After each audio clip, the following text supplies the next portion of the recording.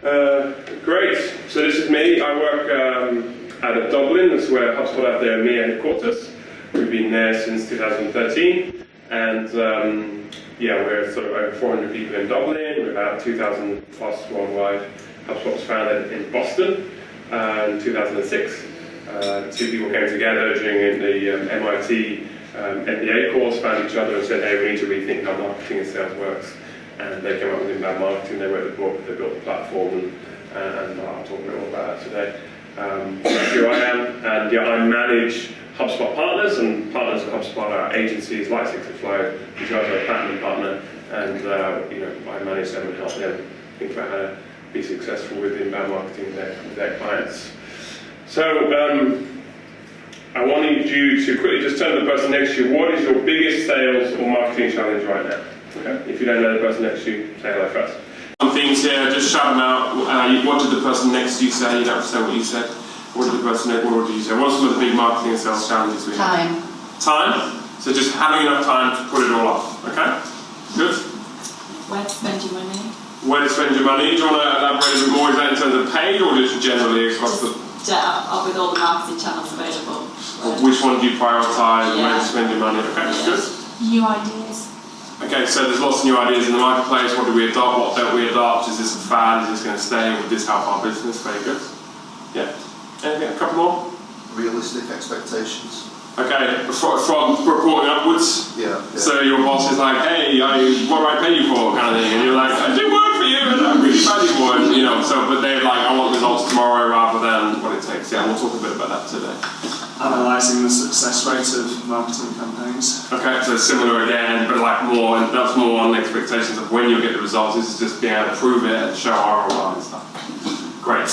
Lots of similar things. We'll cover hopefully some of those today. So I want to talk about growth.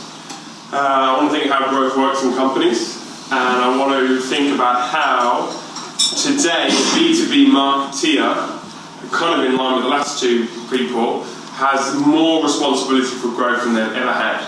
Everyone always knows sales has a responsibility for growth in a company. The way the world is going now, marketeers have just as much responsibility for growth, and hence why we're going to talk about sales and marketing alignment. So how does growth work? Well, to grow you need to overachieve on your revenue targets. That sounds obvious. To overachieve on your revenue targets, your sales team as a whole needs to hit over 100%. For that to happen, we need to drive sales follow-up, so opportunities or sales meetings that sales can go to. To do that, you need to hit your monthly lead goals. You need to have leads coming in that could potentially become good sales opportunities. To do that, you need to hit your monthly traffic goal. You need to have people coming to the website that are converting into leads. What's interesting is all the things in orange are what marketing are responsible for. So marketing are now responsible in a way they've never been for the growth of a company. So now, and increasingly so over the years to come, if you don't have an equipped, envisioned, and held accountable marketing team, you won't sustain a scalable growth as a company, because the world has changed and we need to update the way we do sales and marketing. So today we're going to talk about sales and marketing alignment. What do marketing do to sales about number and quality of leads? So there's a number issue and there's a quality issue that they have to deliver to sales. And then what do sales do? Sales to marketing in terms of speed and depth of lead follow-up that makes economic sense. So speed, how quickly should leads be followed up? And when should you follow a lead up? And depth, like how many times should you work a lead before moving on? So we have a report done by MIT every year. It's our biggest sort of downloadable bit of content we produce every year, and it's got the ROI that they review lots of our customers and the industry. And so they say companies with strong sales and marketing alignment achieve 20% annual growth rate versus those that are in, there's a 4% decline in annual revenue for those that have poor alignment. Now 4% doesn't seem like much, but that's a trajectory going one way, while if you have learned to align, your sales and marketing is going this way. So I was chatting to Charlotte over here, and she said, in my company, we've never aligned the two things until now, and I've got this great job as a marketeer aligning them, that's the fun. So this idea of making sure the whole thing is working together, that sales are accountable for something, that marketing are accountable for something, that the two are working together. How do you go about that? Well, first of all in the same room, determine your business growth. What are we aiming for? What are the targets in terms of our revenues and deals and all that. And then what's marketing got to do? How many leads? How many MQLs, which is like a marketing qualified lead, so a lead that's probably a good fit, and an SQL, which is this person wants to speak to us. What have they got to do? What have sales got to do? How much activity have you got to put into those leads? How quickly are you expected to follow up those leads? What are your targets? Then you've got to set up these SLAs for both of them. And you've got to say, hey marketing, this is what you're held accountable for. And hey sales, this is what you're held accountable for. And you've got to have dashboards to show that. And that's what we do in HubSpot. I'll talk about it and go through. But we literally have what we call smarketing meetings, because we're cheesy, where we have sales and marketing together saying, well, this is what marketing we're going to do, and this is what sales are going to do, how have we got on this month, this quarter, this year. And so it's very transparent, everyone's held accountable, everyone's on the same page. There we go. So, to do that, I want to think about what's the role of the marketeer, what's the role of the salesperson, and how do sales and marketing come together. I want to think about changing sort of the way we think about our roles and our approach, and ultimately putting the customer at the center of the marketing, of the sales, the whole funnel. So let's talk about the role of marketing in growth. Let's go back to 1965. Oops, can you go back over? 1965, we had the year before England won the World Cup. You will know that date. It was Beatles Mania in America. Sonny and Cher just written I Got You Babe, and it was Mary Poppins had won 5 Oscars. Okay, that's where we're at. What did marketing look like? There was no internet in 1965. It was billboards, it was TV ads, it was radio ads, it was direct mail, it was all that kind of stuff. And you could be very successful with good direct mail back then. Very successful, it worked. And this is a very, this is an example of a direct mail campaign. This is from a guy called Phil Robbins, I think he's Phil Knight, and he worked for the Blue Ribbon sports company. And he's writing a letter to a local school cross-country coach who's obviously coaching in America, in Oregon, lots of these athletes. And he says, next fall your cross-country team will be wearing the best shoe possible. It's kind of introspective opening. It will only if it is outfitted in Tiger, the best brands of flats in the world. 2 models are designed especially for cross-country. It goes into the 2 models. And then it says, so here's your introspective opening. Then it says, Jim Grell, who's some famous marathon runner in 1965, says they're really great. And so you have another guy from Oregon who said, I've tried it, and they're great. So you have social proof, you have testimonials. And then you have the best finishing line to a letter you're ever going to come across. As one runner said, the only people who will be left wearing German shoes will either be uninformed or idiots. You are no longer uninformed. Very truly yours, Philip K. Knight. That's the best sign-off to a letter you've ever seen. You are no longer uninformed. This was brilliant direct mail back in the day. Great content. Sparks interest, gives the social proof, shows it has credibility. And then he's doing what we have to do, which is there's tons of people in the world that are uninformed about my product or service. How do I get the right content in front of the right person to inform them of something that might spark their interest and want them to engage with me? So he's using great tactics. And does anyone know who these guys became? Yeah, the $8 billion company, Nike. And Nike have been very successful because they keep producing great content and putting it in front of the right people. Now we have different tactics than what he had. We have the internet, we have social media, we have email, all these things that he never had. But it's still the same. How do I get high quality content that sparks interest in front of the right people to start a sales conversation? Nike was so good at this. They introduced, in the 1960s, they wrote a whole booklet on jogging. The booklet never mentioned Nike or Blue Ribbon Sports once, but it introduced the word jogging into American culture because it was so influential, this booklet. It was there to help, it was there to add value, it was there to teach them how to make sure you don't get injured, all that kind of stuff. They were going, how do we create value for a potential customer and start building trust and credibility. Fast forward to 2017, we have all these new tactics, but it's still about high-value content in front of to help people and putting in front of the right people, though the tactics have changed. You see, buyers are getting better at screening you out, because we now can pause our TVs and all that kind of stuff, or we don't even use TV, we just use Netflix. 86% skip TV ads, 91% unsubscribe from mail, 44% of direct mail is never open. Who got direct mail this morning that just went straight in the post? A few of you are like, yeah, I just literally didn't even look at it. And this is an American statistic, 2 million on the do not call list. So the old tactics of just blasting through don't no longer work. We can screen them out.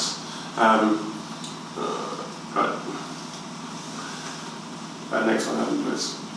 So 60% of the sales cycle is over in a B2B context before someone wants to speak to a salesperson. This is a very famous statistic, but it comes back to that issue of marketeers are now responsible for the growth in your company. 60% of it because they don't want to speak to sales until they've done all their research, they've gone online, they've checked out the social channels, they've checked out the reviews, the comparisons, all that kind of stuff. And the question is your company, are your marketeers equipped to take your potential customers on 60% of the journey? Or are they still ill-equipped and there's not the alignment and the empowerment and the envisioning and the training to do so?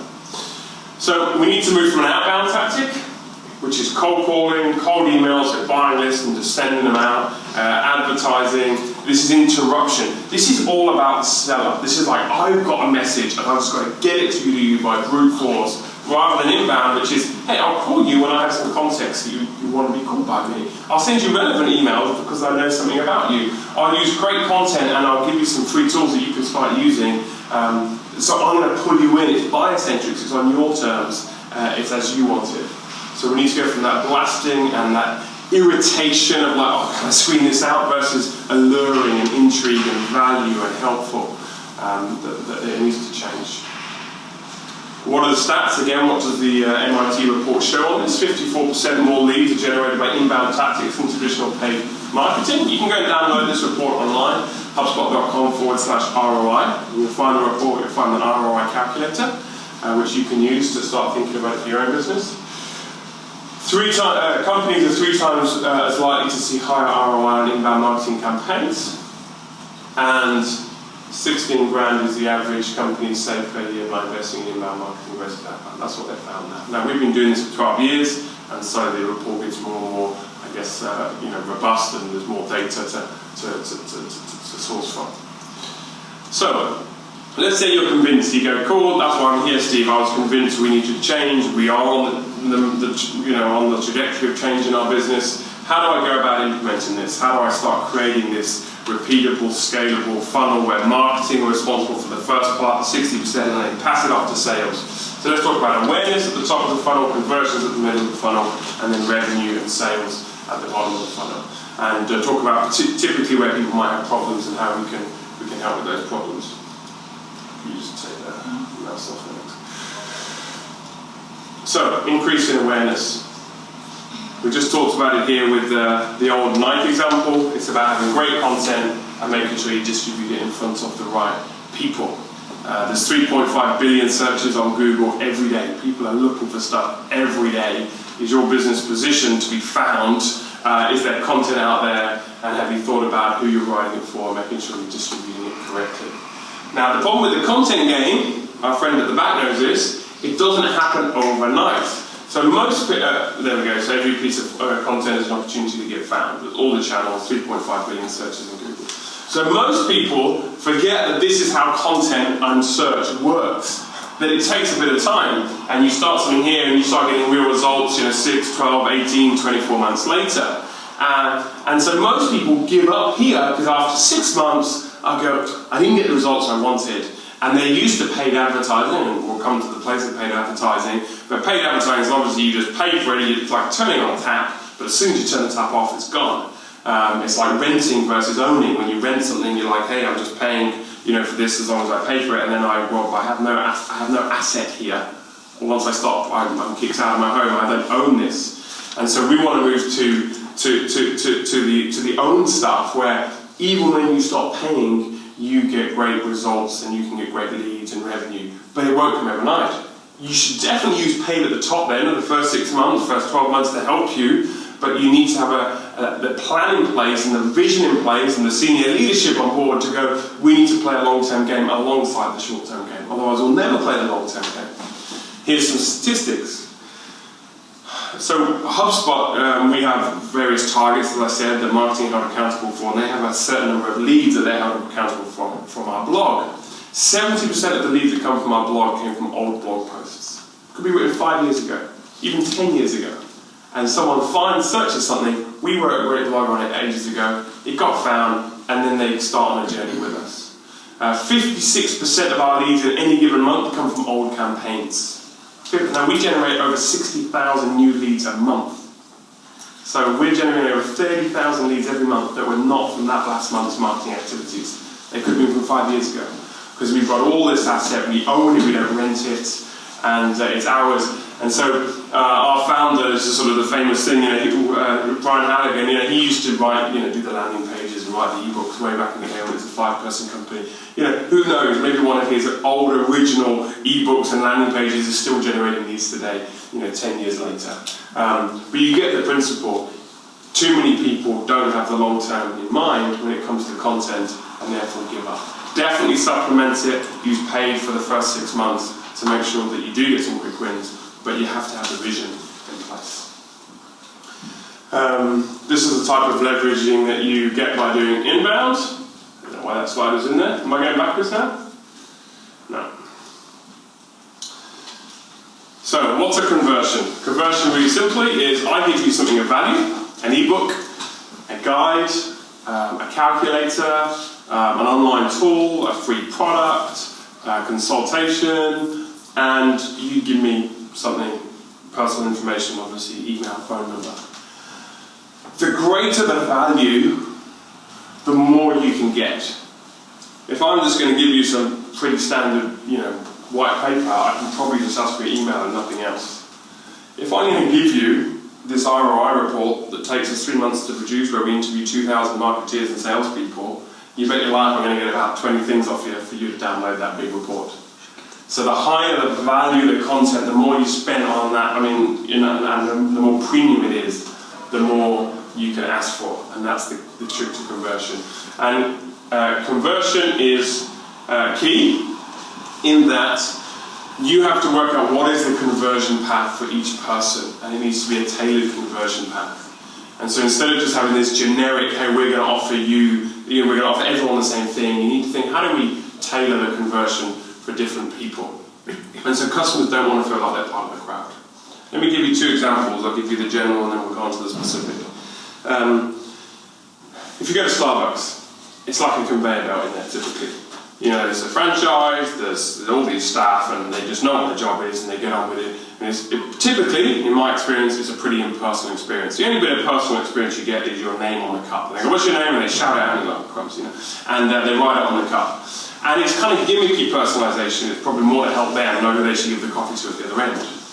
Right? And there's just this like conveyor belt, and you walk in, and if you walk in the next day, you've probably got a different person on the shift, and they don't know you, and again, they just, what's your name again? And they write your name again, and off it goes. You're just one of many.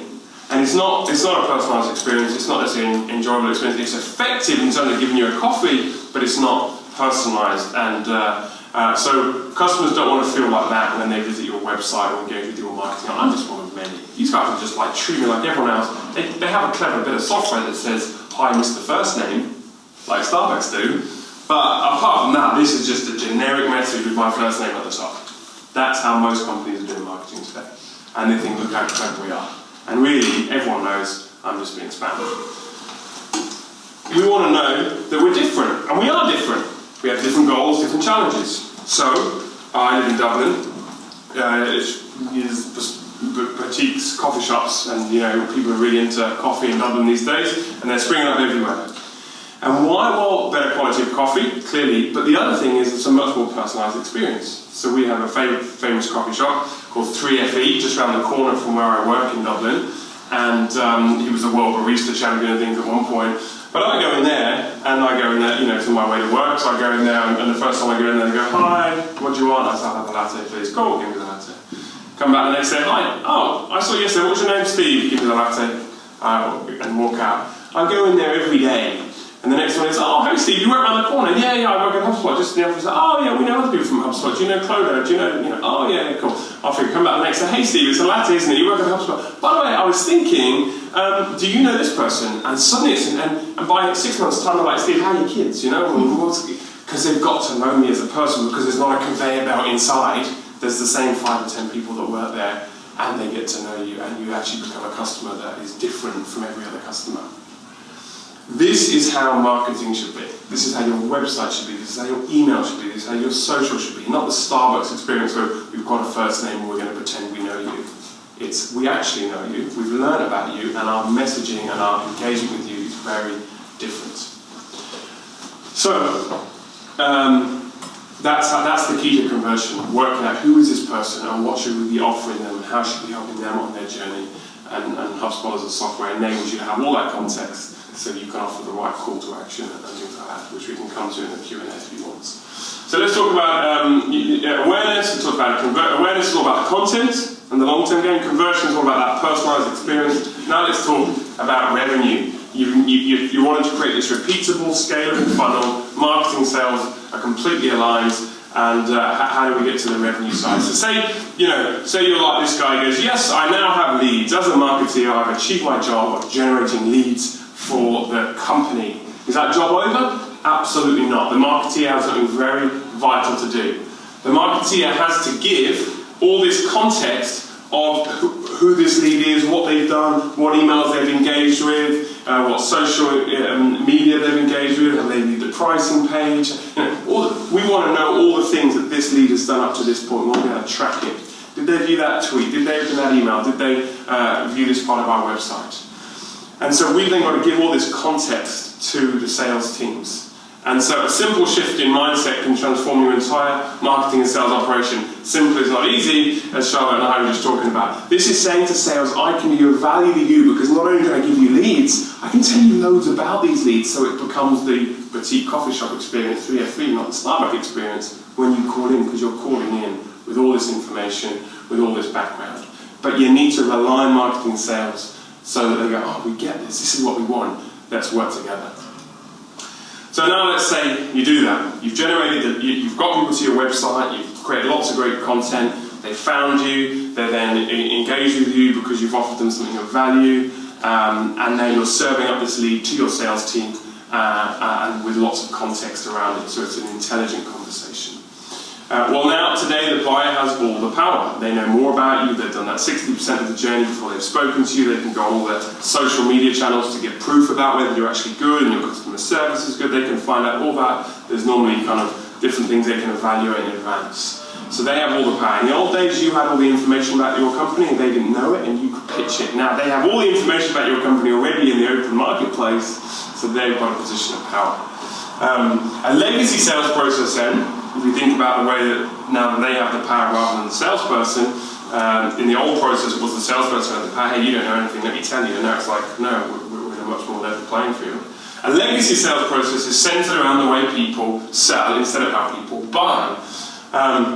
So salespeople's focus is qualifying and closing a prospect ASAP, so always be closing using purchase demographic data. Who's going to buy this and go after it and pretend that we know you and that you're interested. Apply brute force and generic messaging with generic demos and case studies. Well, let's just give you what we give everyone. It's very vanilla. So let me give you an example. My wife and I were having to do new heating for our house and our boiler bust, and we thought, cool, let's do the whole solar thing. So we went and said, let's just start on the journey of thinking, what would it mean to do solar power for not just our hot water, but for our radiators? And my wife went to this home show in Dublin and came back with a flyer and said, cool, we started on our journey. And she then phoned and said, yeah, we'd like an appointment. They had 30 minutes on the phone and said, cool, we'd like to now send over a rep to speak to you. We're like, fine, it'd be great, just to go through it. He arrives at 8 o'clock at night, and he is going to get through his material whether we have a question or not. He doesn't really care. And he goes through everything, and he doesn't leave our house till 10:30. This is a weeknight. And he goes through everything from, this is the engineering, this is where the parts come from in Germany, this is the ROI you can expect over 10, 15 years, which obviously you're really going, well, let's work all this through slowly. This is the government schemes you can get money back on. And he is just going, and this is your clever little gadget by which you control the heating. I mean, in 2.5 hours, here's some case studies, here's this, and you're like, oh my God, I am overwhelmed. And I was kind of keen on looking at this, and you've totally put me off it because you've come with your generic pitch, and you won't stop for questions when I have a question or something. That is the old way of sales. It's like, I'm just going to get it across and brute force, and my personality will make it happen. And I wanted him to slow down. I wanted to go one bit at a time. I wanted to go away and come back and send him, and he wouldn't do any of that. He was like, I'm here, let me just pitch you and try and close you. And it nearly actually turned us off. We were very ready to buy, and he nearly did so badly that we nearly didn't buy. I didn't do that. Thank you.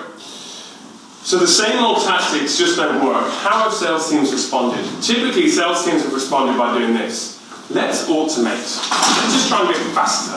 Let's just find ways of getting more aggressive with our outbound tactics. And so something like this has happened. So you go, okay, look, people engaging this month, let's add automation in, let's just email loads more. And guess what? It doesn't help because we still screen them out. You can't just automate it and increase the volume and expect to improve. It's not about quantity, it's about quality. So here's a classic message that none of us would ever respond to. Robert West at crucialmanagement.com. There's not even a Starbucks first name on there. Lots of tools, and off he goes. And I mean, no one's ever going to apply that kind of email. I get it every day.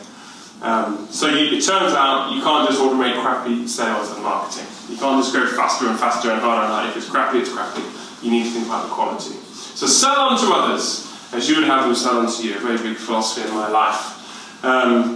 So an inbound sales process is centered on the buyer's actions instead of the salesperson's process.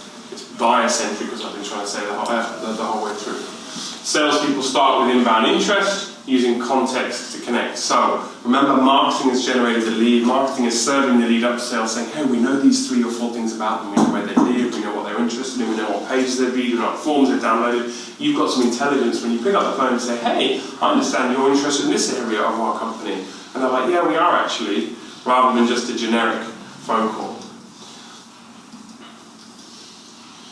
Sales and marketing work hand in hand together to create a seamless experience for the buyer. So the buyer was like, all that information was passed through from marketing to when they speak to the salesperson, they're like, oh, yeah, I'm on a journey and it feels seamless, rather than suddenly I've now gone from one department, the marketing department, and now I'm starting a new conversation with sales. It's all one. So this is the inbound sales methodology. We get a stranger, we identify them, marketing does that, and passes them to us as a lead. We then connect to them, not with our elevator pitch, not going, do you want to speak to us, this is our amazing company and product. It's, hey, I understand you're interested in this. I understand that you might want to help around here. And you're helping them, you're asking them questions around what you know they're probably interested in. Then they move to a qualified lead stage, so they're like, yeah, we really want to explore this. So you start exploring it. Again, you're not presenting and pitching, you're advising, you're helping them until you close them as customers. So that's the inbound sales methodology that fits with the inbound marketing methodology. Again, people want to stand out. They want to know, this person knows who I am. It's not generic messaging, generic demos, generic case studies, the same things. They've engaged with me as a person.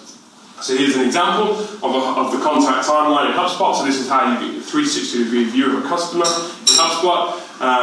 You get all the information of what they're doing with emails, you get all the information of what they're doing with social media, you get information about their company here, but then you get all the stuff that sales are now adding onto that. So it's all on the same timeline. It's not suddenly now we're moving into a different CRM, we're moving into a different tool where sales work from. All the information that marketing has is stored here, and sales then add to it. So we can then, the behavioural insights for all the contacts, we know what's going on, marketing knows what's going on, sales knows what's going on, we're working from the contacts from the same place. So, just briefly to finish, we've talked about the role of the marketeer in growth, we've talked about how salespeople need to change their way they do sales. Let's talk about the power of combining sales and marketing. We call it, as I said, smarketing, and it basically means a shorter sales cycle. This is a kind of siloed approach where marketing does the first bit, and then there's this kind of, I'm not quite sure how it transitions to sales, and then sales just do their thing.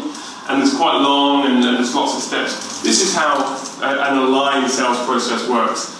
They engage with you, at the right point they go, you know what, I'm interested, they convert on a form, you start nurturing them, permission though, and you know about them, and you're doing it more personalised, and Adam's going to talk through some tactics, and then they decide, we're ready for a sales call now. And so they opt in the whole way through rather than you blasting them. How does this work? Practically, this is so we have, what we do now typically at HubSpot is people book meetings with us instead of us, sending emails for them. So what happens is we create a buyer persona. This is our ideal customer. This is who we want. And marketing and sales, so obviously orange is marketing, blue is sales. So together we go, this is the person we want to reach. Then the marketing do their job of awareness and content and distribution and value and the conversion and all that. And then we create meeting links. So we create a meeting link which is like, here is Steve's calendar. You can go in and see Steve's calendar and book a time with him, book a meeting. We add this to our sales emails, so any email I send out, they book a time with me. And then the customer books a meeting. But marketing now has my meetings link. And in their emails they're saying, if you ever want to speak to a consultant here, use 30 minutes in his diary, just book it when you're ready. So I turn up on any given day, and I already have 2 or 3 hours booked that I had nothing to do with, but marketing is passing this lead all the way through to someone saying, we just want an initial conversation. I then go into that contact record I've shown you and go, oh, why, who are they, what are they interested in? Oh, they want to look at our reporting or whatever, and they book a meeting. This is super powerful, super effective, and people are loving it. So here's the example. This is like a kind of generic marketing email for someone that's just started using our free tool. So they've started using our free CRM. They're enjoying it. They're getting some kind of nice welcome email. And then it says, feel free to book time in a calendar to discuss. Has my calendar link in there because it's a lead in my name. That's what they then see. They go in and go, cool. When is in this case Josh free? And they can go and book Josh at whatever time they want and book a meeting. So this is the reply I got from all this process. It says, hi Steve, thanks for replying, book time. I'd also really love to learn your own sales process at HubSpot because, and he basically goes on to say, but after the initial 30-minute slot, he's basically saying, what you've done with me, with marketing and sales is so good. Not only do I want to buy HubSpot, but can you teach me how to do it? This whole process you've taken me on. And we do actually get this happen pretty regularly. People say, I know, can you actually consult me in this whole process? And we go, of course, we have a whole consulting team, all the partners that will do it. So, hopefully that's helpful. How do you achieve growth? What's the role of the marketeer? What's the role of the salesperson? How do you align marketing and sales? What expectations should you put in place? And how do we have a customer-centric view to the whole thing rather than a company and seller-centric view to the whole thing? So, turn to the person next to you. What's your biggest takeaway from that? What's the one thing you go, I want to go back and implement? And what questions do you have? We'll have a little bit of Q&A, we'll have a coffee, and then Adam will finish us off. So, just turn to the person next to you. What's your takeaway? And what happens? Then we'll stop for a break, and then Adam will do another little presentation. So, 3, 4, 5 questions. Who wants to go first? No question comes too simple. If you like, this is really obvious, let's ask it. Or no question's too feisty, this isn't HubSpot PC, that's fine. Don't worry about it. Ask your question. So, who's going to go first? What are your best tips to get people to sign up initially so that you can then email them afterwards? Because obviously with GDPR coming in next year and the double opt-in and ensuring that people really know what they're signing up for, I'd say that's a big challenge. Everything else afterwards then kind of takes care of itself. Yeah. So I was just saying here, at HubSpot we're kind of delighted about GDPR because it basically means everyone has to go inbound.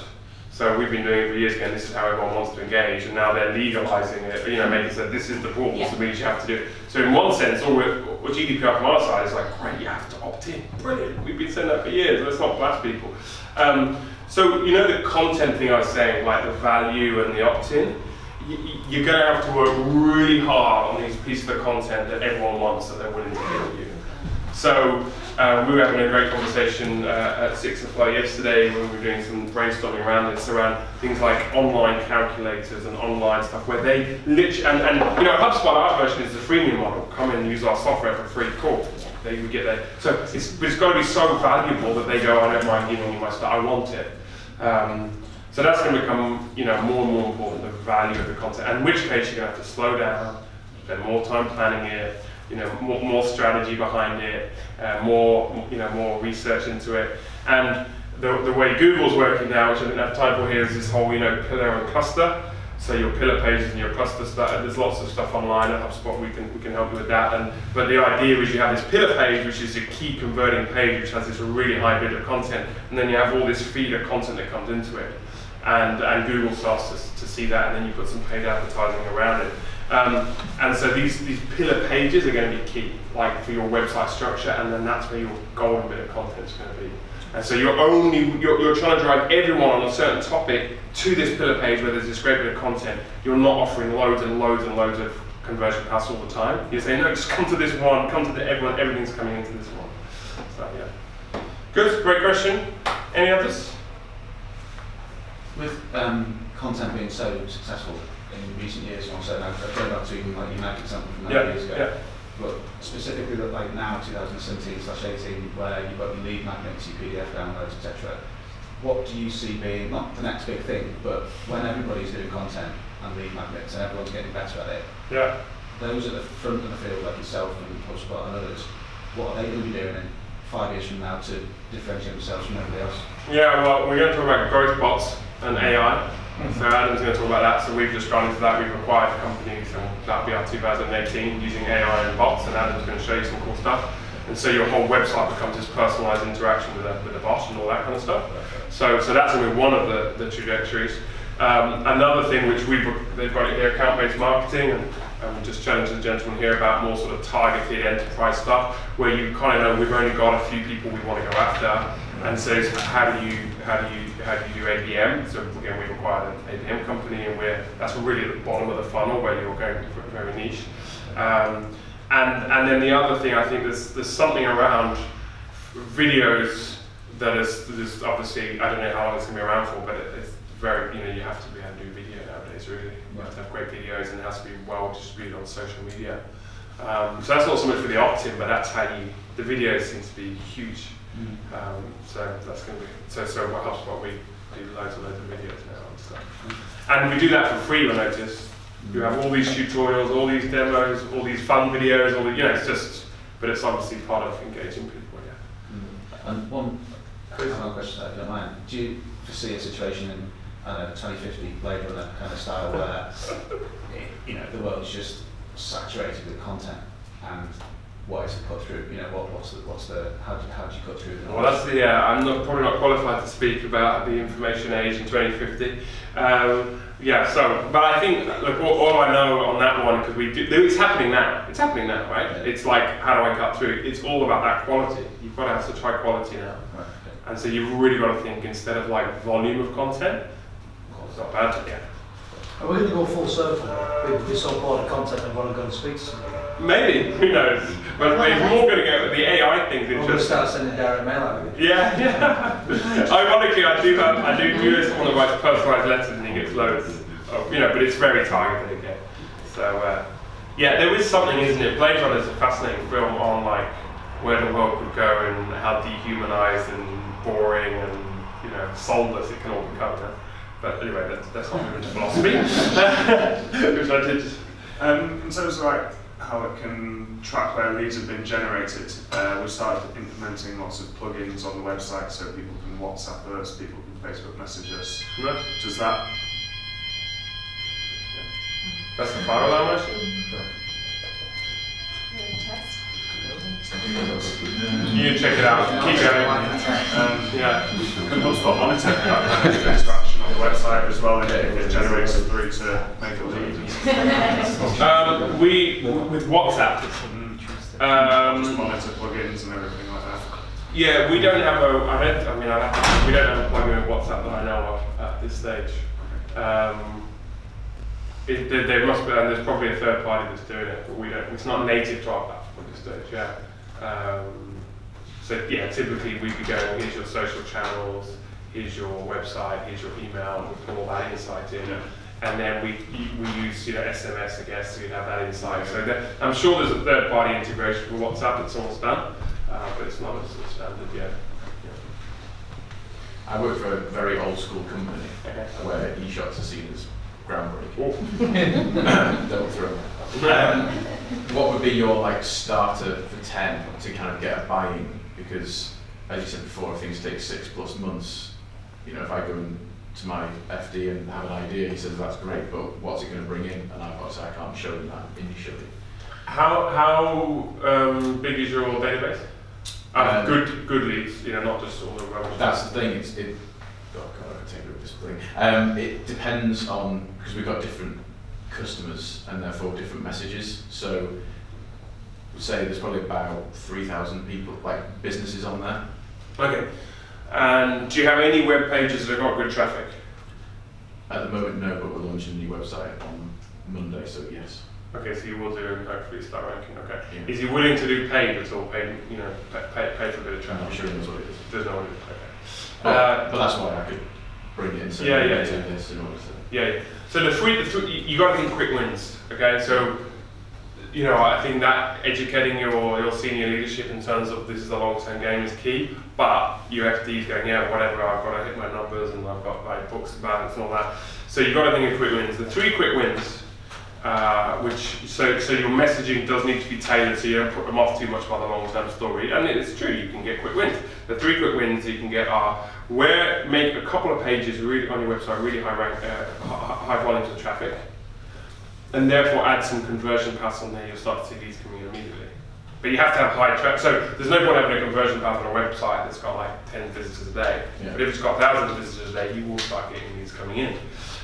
Second one would be if you've got a database, well, we can do stuff with that database immediately and give you insights. Start segmenting it, doing lead scoring, tracking, immediately once you start sending some emails, we'll be able to do all kinds of clever things with it, and that will add value. And then the third thing is you need to use some paid to kick it off quickly if you have no authority already as a website. So I would go in there saying, hey, Mr. FD. We need to move this way, this is the way the world works, you're going to ask me about ROI, here's how we get 3 quick wins for you. Yeah. And then say, obviously, these are the costs and all the rest. I'd also, there does need to be on the long-term plan, they need to come to an event like this or something, they need to have a moment where they sort of see the big picture and realise that they're a bit behind, like that has to happen at some point as well. Good. Any other questions? No? Okay, great. Well, let's take a break. We'll come back. It's Adam Aigbokhae, and I'm being my statistics and flow. I'm much more of a thinker than a talker, so just bear with me because we'll see what happens. Anyway, so basically at 6 and Flow, we try to help our clients grow across the sales and marketing funnel. We're a full service agency, so we do this through biddable, video creation, animations, ABM, animation, anything that you can think of, we can basically do. And we've been quite successful the last couple of years, so we've moved into a platinum partner with HubSpot. So, which made Rich's absolute year. So, we're just going to go through some tips of what we've been doing and what's been successful. So the biggest thing with sales and marketing alignment is aligning your language. So you've got SQLs, MQLs, bank qualification, GPCT, you've got 101 acronyms, and the thing is that I'd say maybe 50% of your team understand it and 50% of them think it's something entirely different. So a lot of what we do is trying to just cut through that and ensure that everybody's got clarity. So historically, marketers are basically, we have to generate leads, but then what happens, do those leads make sense for the company? Do those leads even make sense for sales in general? So for example, we had a client 2 days ago, we had a record sales month, they did close to 200 grand profit, so not even revenue, profit. And the sales manager was complaining because we'd actually closed less sales that month than they ever had. It was it didn't make any sense. So there's a complete disconnect between their marketing and their sales approach. Marketers need to feed sales, but sales need to understand that it's about quality and not quantity. You need to move to a revenue-based model because if you get caught into the antics of numbers, it doesn't even make sense. So the other side of it is that sales has insight, which marketing doesn't. So again, I'm a marketer. I sit by a laptop in an office and I speak to the sales guys, but they're speaking to the consumers all the time. They know what sales guys, they know what consumers they want to work with, what ones they don't, how long their sales cycles are, what kind of things work and what don't. They need to be feeding that back into us and vice versa. So we had to change our approach to Six and Flow. We were generating loads of leads at the start, and we were like, okay, is this leading us towards business?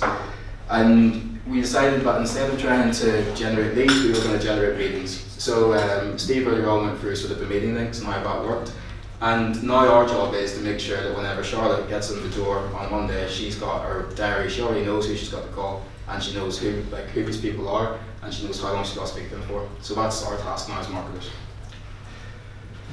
So one of the main things that we've done to achieve this is we've started doing chatbots. So I don't know if any of you guys use chatbots in your marketing, but so kind of when you think about that, people hear automation, they get scared, they think it's going to take their job, or they think about an annoying paperclip from the 90s. That's not what chatbots are anymore. Chatbots are basically going to be the biggest thing next year, probably for the next few years as well. So chatbots are really easily implemented, they're really engaging, and they work whenever you're not, and they communicate in a very human way. So the best part is that they really, really work. So we'll go into this in more detail, but for us, for example, they've probably increased our meeting quantity by 20%. Another one of our clients have an average order value of 16.5 grand. They increased their overall volume by 17%. And one of our clients, on the face of it looked like his CPLs were at £160. Whenever we included chatbots, that brought his CPLs down to £35.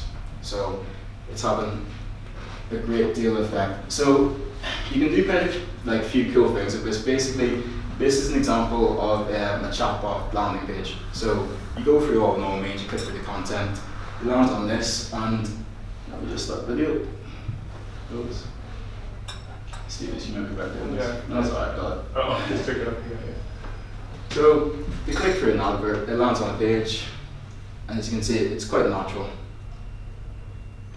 And within this, we would call this sort of like a band call, so a qualification. You're trying to find out her name, see Rich has obviously done this so he doesn't speak gifts and things. So straight away you've got contact details without being pushy. You're trying to identify what the need is of the person, so we'll go your business. Yeah, we can do that. Do you want lead generation? Yep.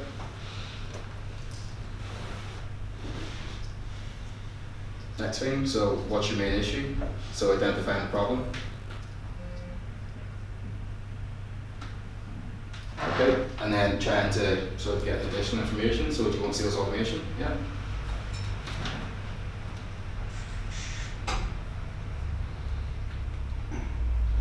Same thing again.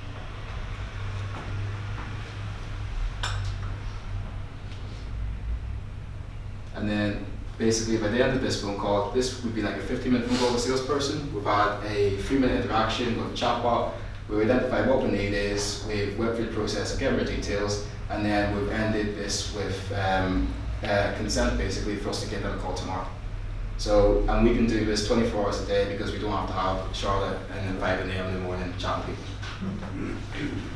So that's one of the first things to do. So we also call this a night watchman. So basically, once it gets past 6 o'clock and nobody's in the office, we've got a chatbot set up with, in the same process, natural language, which identifies if somebody needs something and works with them. So yeah, just bear with me. So this pops up. It's non-intrusive.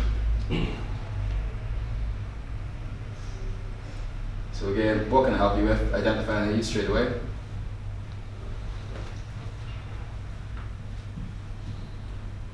Again, these are sort of the main things we're trying to work with at the minute. They want to just know what the prices are. And again, we're trying to share with them the content. So basically, we know that that person wants to speak to somebody about pricing. We send them a health bit of contact, and we know that whenever Charlotte gets in on Monday or the next day, that she can just give them a quick call, and there you go. So again, that's just like 2 of the ways which we're using chatbots. And again, so I've spoken this briefly earlier on, but we've seen our internal conversion rates go up by 20%. You know, I mean, it's really working for us. And we try to try stuff on ourselves as a company before we pass it out to our clients. So for another one of our clients, they've seen their, say, on paper with just for biddable, it looked like it was £160 a lead, which, you know, isn't great by any means. But whenever we actually went in and saw how many conversations they were having on, with the chatbot, the CPL looked at £35 because they weren't even converting on page. We were having a conversation. We didn't need to convert by clicking on the button. So basically what you're doing there is that you're putting the emphasis on the consumer to interact how they want. They don't need to follow the pathway that you set out for them. So the next thing that we've done massively is we've started to automate. So basically, you want your sales guys speaking to prospects who actually want the product. You don't want them like ticking boxes all day. You don't want them writing emails. Like as we've said, it gets thrown around a lot, but 60% of what actually happens in the sales happens before your sales guys get on the call. So you want them calling more.